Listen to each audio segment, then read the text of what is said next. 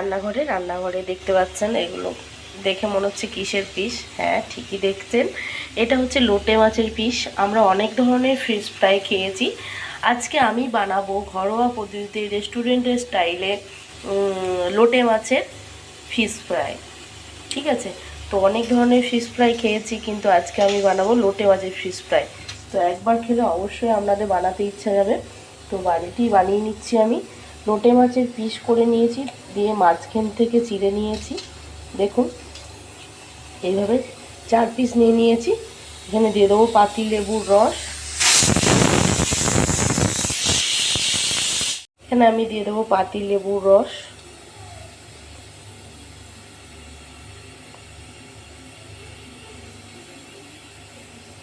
তো যারা লোটে মাছ মানে খেতে ভালোবাসেন না তারাও খাবেন আর কি। অনেক ধরনের ফিশ ফ্রাই খেয়েছি, আমরা আজকে লোটে মাছের ফিশ ফ্রাই খাবো।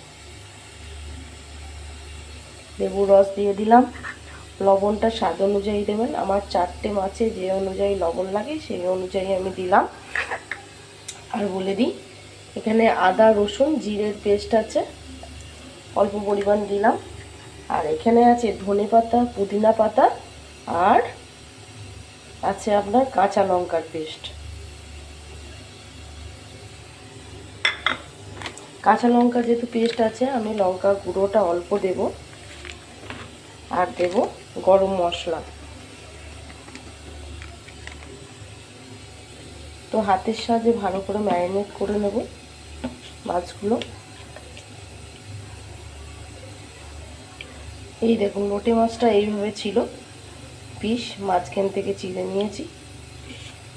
তো আমি 10 মিনিট ম্যারিনেট করে রেখে দেব, তারপর আবার ফিরে আসছি।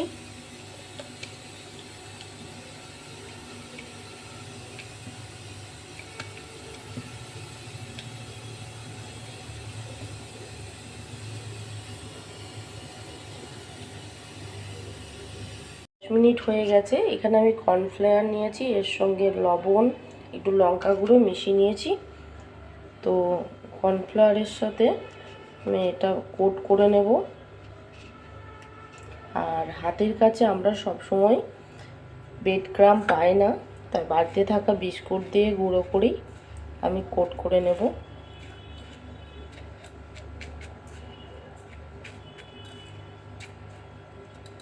আবার একবার এর মধ্যে মিশিয়ে দিলাম।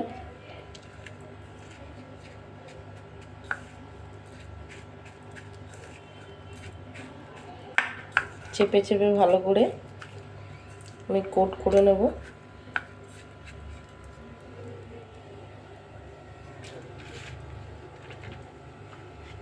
একটা ছুরির সাহায্যে আমি ফিশ ফ্রাই শেপ দিয়ে নেব একটু।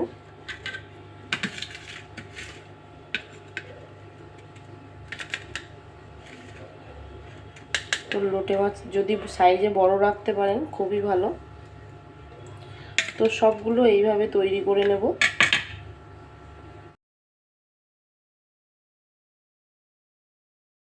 কড়াইয়ে একটা ননস্টিক কড়াইয়ের মধ্যে তেল দিয়ে দিয়েছি, এর মধ্যে দেখো তৈরি করে নিয়েছি, এরপর ফ্রাই করে নেব। সবাইকে বলবো আঁচটা কমিয়ে ফ্রাইটা করবেন, কারণ ভিতরেতে কাঁচা মাছ আছে। তো উপরের কোটটা দেখবেন মানে লাল হয়ে কালো হয়ে গেছে, কিন্তু মাছ